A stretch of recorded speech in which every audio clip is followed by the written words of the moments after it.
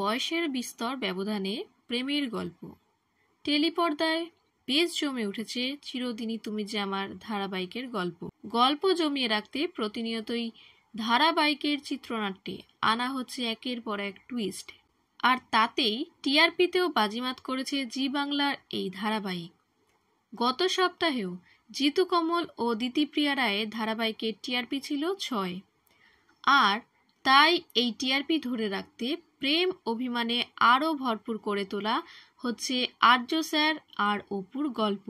15ই April মঙ্গলবার সামনে এসেছে জিতু কমল ও দিতিপ্রিয়ার এই সিরিয়ালে নতুন আরও একটি প্রোমো, যার ক্যাপশনে লেখা হয়েছে নতুন বছরের নতুন চমক, দেখুন চিরদিনই তুমি যে আমার।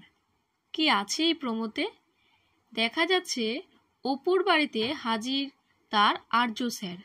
হঠাৎ তাকে বাড়িতে দেখে ভূত দেখার মতো চমকে গিয়ে অপু বলে ওঠে, আপনি? আর্য তাকে বলেন, অপর্ণা, এটা তুমি ঠিক করনি, তুমি অফিসে কাউকে কিছু না বলে চলে এসেছো। এরপরই সেখানে এন্ট্রি নিয়ে ফেলেন সন্তুর বাবা। বলেন, তা কি ঠিক করলেন, এই বৈশাখেই একটা দিন পাকা করে নি? আর এরপর কিছুটা রাগ দেখিয়ে অপর্ণা তার মাকে জানায়, আমি এই বিয়েতে রাজি, আর আর্য স্যারও তো তাই চান। মেয়ের কথায় আনন্দে উচ্ছ্বসিত হয়ে অপুর মা বলে ওঠে, সত্যি? অপর্ণার এমন কথায় মুখের অভিব্যক্তি কিছুটা ম্রিয়মাণ হয়ে যায় তার আর্য স্যারের। কিন্তু তারপর কি ঘটতে চলেছে? তবে কি অপু সত্যিই তার আর্য স্যারের উপর রাগ করে অন্যত্র বিয়ে করে নেবে, নাকি তার আর্য স্যার অপুর প্রতি ভালোবাসা স্বীকার করে নেবেন? কি ঘটতে চলেছে শেষমেশ? এদিকে এই প্রোমোর নিচে অসংখ্য কমেন্টের বন্যা বয়ে গিয়েছে। একজন লিখেছেন, ভুল বোঝাবুঝির চরম পর্যায়ে জমে উঠেছে। কেউ জানতে চেয়েছেন পরের পর্বে কি ঘটবে একটু বলবেন প্লিজ। কারোর মন্তব্য, প্রেম জমে ক্ষীর, তবে এটা তো জানাই ছিল, এর পরেরটা বলুন। এমনই নানান মন্তব্য উঠে এসেছে।